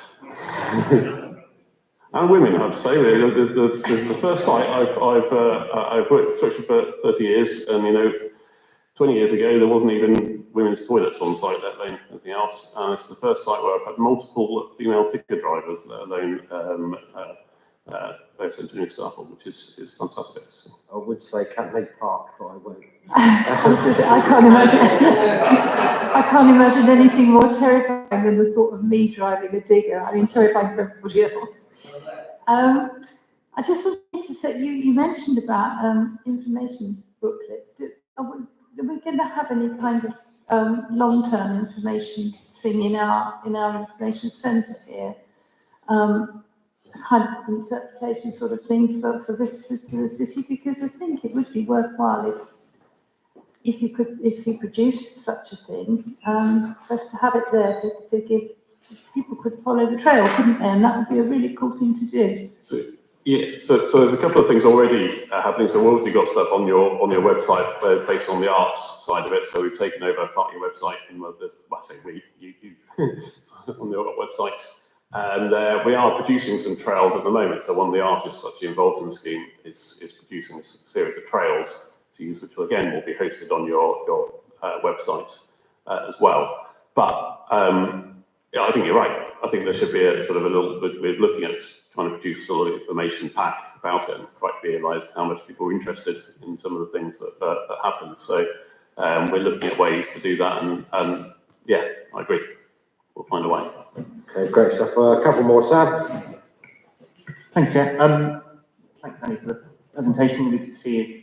And as I said before, in the nicest possible way, I sort of hope this is the last time that we see you here.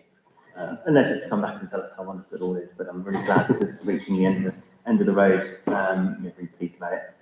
Great to hear about the play area. I think our 5-year-old's joy at the appearance of the zip line is only going to be matched by our 2-year-old's disappointment when all the diggers finally move off site. So we take the rough with the smooth, I think, but I'm all things considered really pleased to see it's coming to a close.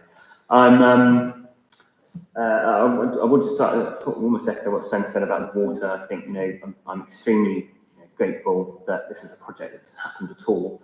I think the floods that we had January last year are were awful, but very appreciative, very aware of the fact they could have been much worse if the works hadn't been in place. So, I think that the awful weather we seem to be having, and you reference sort of winter almost starting in August, has shown the value of it.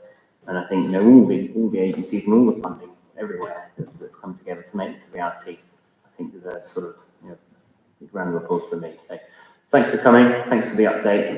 Everyone will be pleased to hear it. It's yet again nearly there.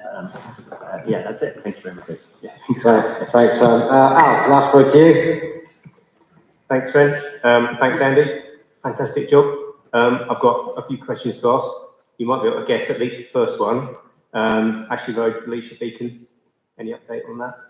Starting next week. Fantastic. And what's it, just because I can see the new newspaper headline happening already, because the way we have to do it, as people are aware, this is where we've been wanting for a while, even to do works at Ashley Road crossing, where we've widened the cycle path there, but we weren't able to move the lighting column out of the way, so it's been in the middle of the cycle path for a while. And we haven't done the drop curb, that's all happening, but because we have to keep the area lit, what we have to do first is erect new columns before we so there will be a period where we'll have 3 columns on each side, so you know now what people are going to say, and you can answer them with the question that yes, the middle one will be coming down, but not till the outside ones have been commissioned and lit. Fantastic. So my second question was, I think you've already been asked this already. Even though the cycle path and the footpath are different colours, some pedestrians don't seem to be able to, well, they may forget or not realise which is which. I think you may have been asked already for some cyclist markings to be painted on them to make it a bit clearer, possibly. I mean, there are cyclist markings on them already. There is sort of fairly guidance in terms of signage, in terms of what's put there, and we have it basically taken to us by Wiltshire Council in terms of what has to go there. So we go back to them and say, is this what you want? Has both thing goes through a road safety audit as well, to make sure it's there. So and certainly through Ashley Road, there won't be an intention to put any further markings on what's there currently. You don't want to end up with too much clutter, but I don't know. I think you can mark the whole thing as a cycle route, and people would still walk on it. So do your best. But my final question was where the cycle path actually ends in Central. It would be nice to have some direction signage to sites in the city. I think you get to that point and it's not exactly clear where you go from there. So signage to Cathedral, to Market, Guildhall, etc. If you knew how many meetings there has been about wayfinding, and yet not a conclusion on it. So we've effectively got to the end of the project without putting wayfinding up, and have left it to Wiltshire Council to put the wayfinding up once they've decided what it wants to be on it. I've spent a huge amount of time discussing wayfinding, and yet there is nothing to show from it, which is pretty poor, I realise. But so there's a bit of signage that will be going up to make it clearer in terms of which routes for cycles to go, because it's worth knowing that bit even approach we're starting work on this week, restoring that back to being just for HGV routes only, so the car route through that will be stopped this week, back to what it was before we started work, and the signage on the road will be clearer in terms of cycle routes through there. But yes, there should be a big wayfinding post there as well, and up at the coach park. Thanks, Andy. Greatly appreciate it. Okay, thank you very much, Andy. Great stuff as ever. Good to see you again. See you next time. Nobody ever gets a clap, honestly. Yeah?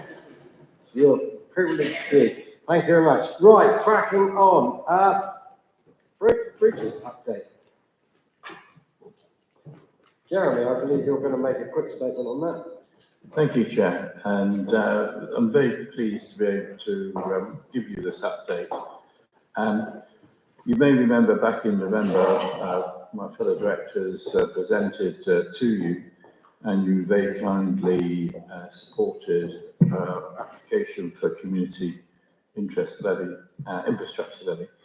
And I think we said at the time that this will help unlock other doors the publicity we had in the press, because you did that, certainly unlocked a few doors, including Wiltshire Council, who, and this is actually quite amazing, back in 2008, Wiltshire Council, with the Salisbury District Council, then Wiltshire Council, agreed a sum of money for this project when it was first initiated. That sum of money, would you believe, is still there and is going to be presented to us by the end of March. And that is just, I know we talk about Wiltshire Council, but I think that was a great way of doing that. And actually, Andrew Robertson, who was the leader of the council at that time, and also a solicitor, I think had a lot to do in writing that, those minutes, in fact. And it's those minutes that are being referred to when we made our application.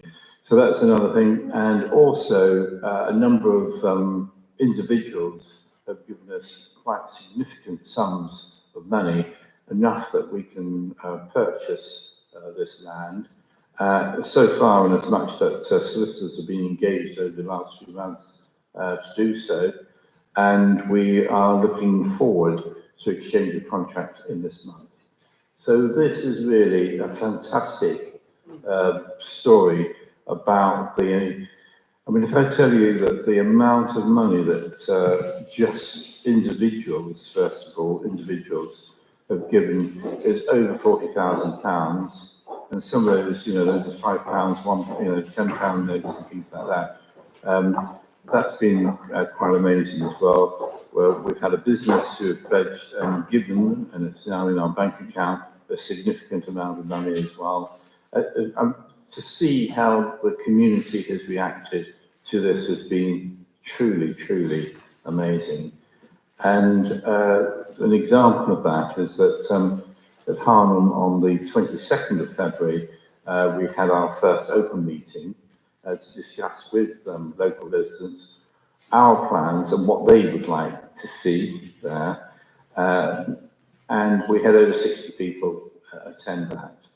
And we have another one on the 22nd of March at St John's Place, and we'll do a similar sort of publicity for that. And so this is really, really great news. And so I think thank you to all members really for your support on this. I think that it just shows that, you know, if people are minded and believe in something, it can happen. And I think that when I first wrote to Richard Kluwer and suggested that this should be an asset of community value, there was a lot of people that doubted this would even get classified as an ACV, let alone that would buy it. So thank you for all your help. Thank you, Jeremy. Questions for Jeremy? We'll take one. Paul? Jeremy, you were talking about the work that had been done by late lamented Andrew, who is much missed, and the minutes that you put together with of that particular decision. And I just wonder whether you could tell us, if you happen to, off the back of your head, remember how much money has been forthcoming through that process? Yeah, sure. That's and I can tell you why it didn't go ahead as well, which is also important. So at the time, the nature reserve was going to be about a dozen acres. It wasn't ever going to be as big as this is now, 34 acres. I mean, this is quite an achievement. And I think what happened, there's £75,000 was pledged by Wiltshire Council, Salisbury District Council. Those of you will probably remember that. And I think that, so that's that part of the question. And I think the reason why it didn't go ahead at that stage was because the valuation and the purchase price, this is a bit deja vu with other things in Salisbury, didn't match. And that's why it fell at that hurdle. But as you say, Andrew had the sense to write this, and it is an asset. There is such thing as an asset lock, and that's what's by us purchasing this. And one thing that I haven't mentioned, we went from being a limited company to a community interest company, and now we're applying to become a charity. So we are moving. So when this land is purchased, it belongs to the community. Okay. Thank you, Jeremy. Right, that's presentations and stuff done. We're moving on to budget stuff. So agenda item 16, budget monitoring report. Steve Bishop. Or if things are going the way they look like in Italy, seem to be Steve Pope. Good evening, councillors. Thank you, Chair. Quick run through of the report, assuming you've all read it, so I won't go into any detail. We might want to leap straight to Appendix A. So this is the complete rundown of all the cost centres at the council. So without having to go down every figure, if you look just across on the right-hand side, the variance column, you can see just visually going down that they're nearly all bracketed negatives, which means underspends. And therefore, it comes as no surprise when you get to the bottom line, and the total of all the revenue cost centres is an underspend of 839,000 on the right-hand side. Some of the capital schemes, what we call the ZEDS codes, they also have to be funded from revenue. So that's what that line marked Z cost centres funded from revenue. Even those were underspending at the end of January by 93,000. So the total combined of the revenue is £932,000 underspent as at the end of January. The only unbudgeted pressure we're aware of is the HMRC National Insurance Voluntary Disclosure Interest that we're charged at 24,300. So even when you take that off, in terms of what the position at the end of January was, it was £908,000 from the profiled budget at the end of January.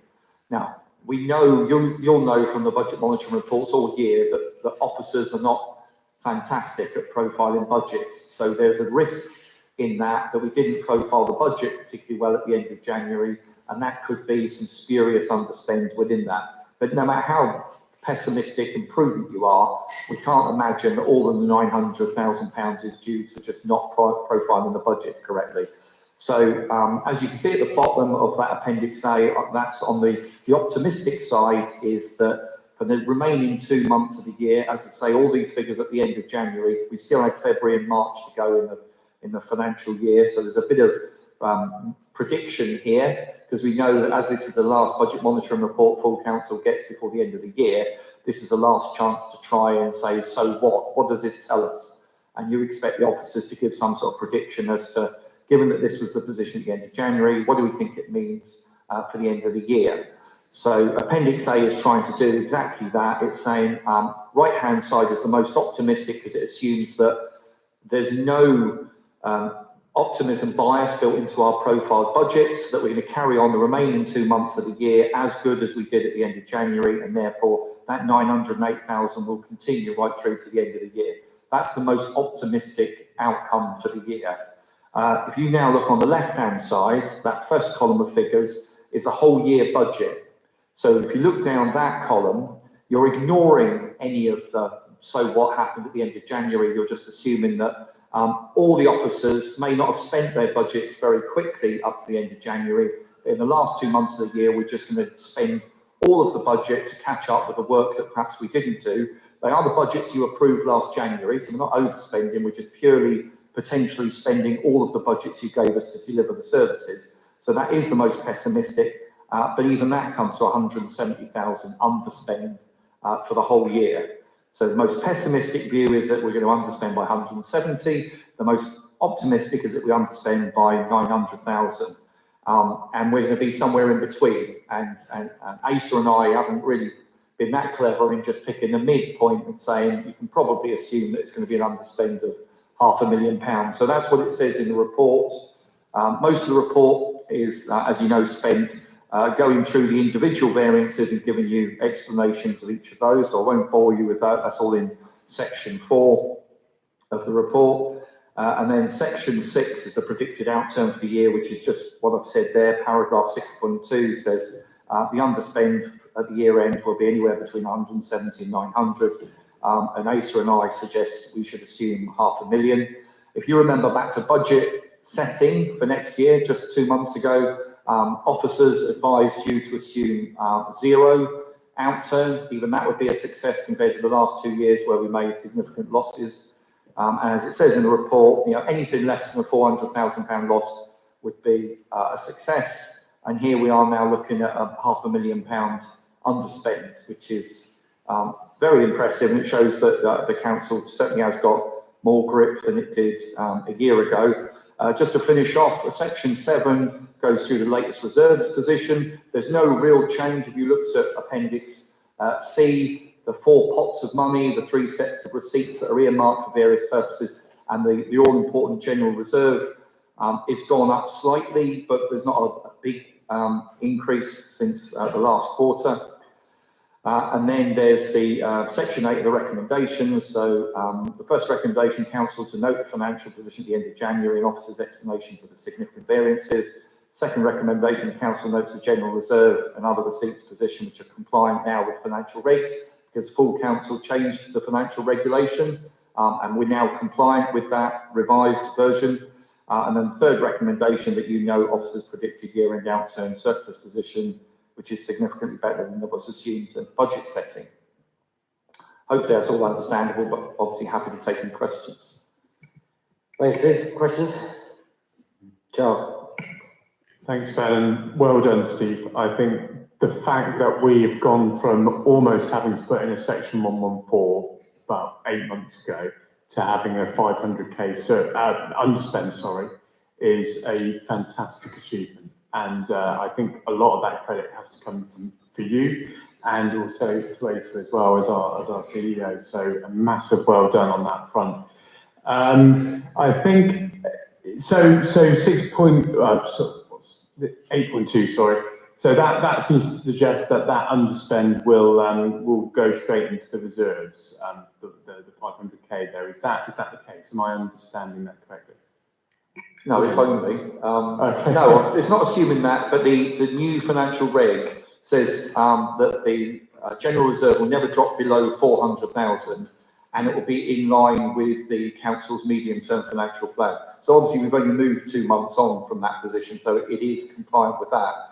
Clearly before that revision, we should have £1.45 million, which we're certainly nowhere near. So no, it's not assuming that, but and it's subject to what the council wants to do at outturn when we've finalised the figures, when you see the accounts for this year.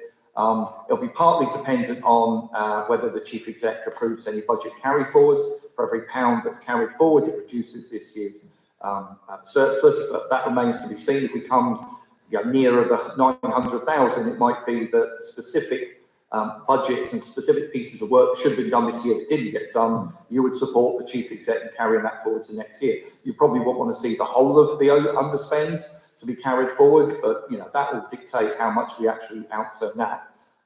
So there's still some volatility. There's not an awful lot of volatility left, but that will affect the actual outcome. The budget carried forwards will affect the outcome. And then there'll be so what do we do with this surplus? And that will be for conversations later. So just to come back very quickly, so that'll probably be the next council then. I'd imagine that would be decided after May. Cool. Okay, thanks. Victoria. Thank you, Chair. Thank you, Steve. It's very nice to hear compliments from Councillor McGrath of the work of this council and this administration. As he very well knows, that this has been a big piece of work by officers to really professionalise this council, get a grip of both the finances and all parts of this council, and it's good to see it's moving in the right direction and to keep going in the same direction, keep on our nerve, keep asking officers to check their spend as closely as possible, which they clearly do. So thank you all officers for their hard work in this area. Asa, I believe you want a quick word. Just very quickly, Chair, thank you very much, and thank you to councillors for those kind words for myself and Steve. But I want to highlight it is each and every member of this council, particularly our SMT, members of which are still sat at the back of this room as well, who on a daily basis are having myself, having Steve in their ear, talking to them, whether it's our members of the employees of the council who in our all hands meetings are having me saying finance, finance, finance are the three words which are very important to us this year. So I just want to pay tribute to all of the officers across the council who have worked very, very hard to deliver and underspend and ensure the survival of this council. Okay, Caroline, let's go to you. Thank you. I think it's fair to say that this administration has done very well, and with our SNT, and actually Salisbury City Council's in very safe hands with the current administration. Okay, thank you. I think Councillor McGrath's comments was a big thanks to the. One meeting, please. I think Councillor McGrath's comments were aimed at the officers, not the administration. There you go. So report is to note, Steve, correct? We're happy to note those three recommendations, yes. All those in favour of noting? Noted. Thank you very much. Risk management policy. Thank you very much, Chair. This one's mine. The report reviews the Council's risk management strategy and gives an update on the strategic risk register. On this occasion, no material changes proposed to the strategy. However, during 25-26, the year of sustainability, we will ensure that all policies and procedures are reviewed thoroughly and redrawn from the ground up. This will include the risk management strategy. I have made a number of changes to the risk register, which are noted in the appendix. The recommendations are to note the strategy and the register. Questions for the Chief Exec, Jeremy? Yeah, thanks. Chief Exec, would it not be a good idea to have this as a standing item on the governance, Finance and Governance Committee?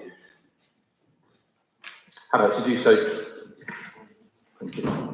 Yes.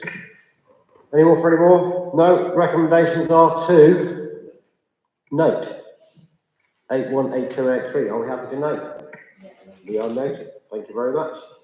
Rent reduction policy. I believe it's Sarah. Will this be the last time we see you here, sir? She says, laughing. Well, over to you. Thank you. I will take a fairly whistle-stop tour through this report, not because I want to go home for my last venture out at council meetings, but because this is the third time that this versions of this policy will be before councillors. It's been to events, scouts and markets and to community services. Got a lot of really valuable input from councillors, from tenants, so the policy that you see before you today is the result of, a fairly long-term consultation process. And I thank councillors for their input to this process as a reflection of the incredibly positive support and input that I've had from you all over the last 4 years. So I'm going to sneak in a sincere thank you to you all. So just going back to the report, this was approved for recommendation to you all by Community Services on the 24th of February. The changes to the policy from the policy as published are outlined in the report, and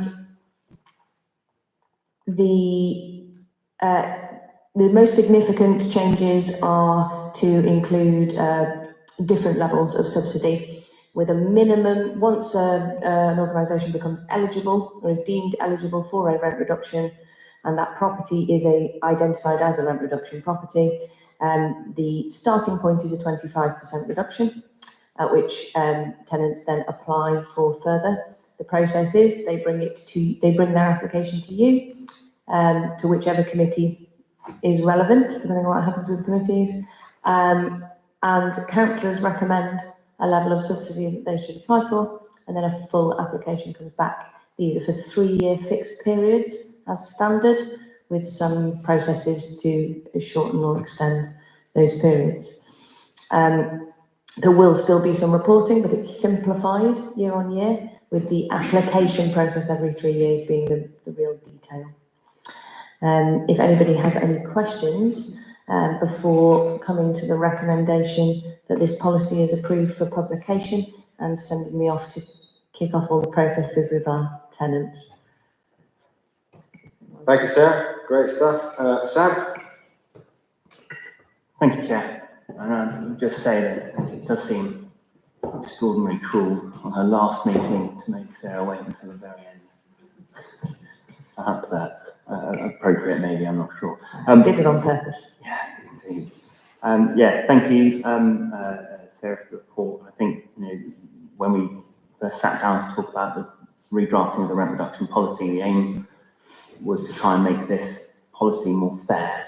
And it's more fair both for the tenants who are applying for the reduction, but also fair to the council. And I think through a really extensive sort of consultation, a lot of back and forth and a lot of hard work from Sarah and her team, I think this is an incredibly fair policy that I would hope that nobody would disagree with at this point.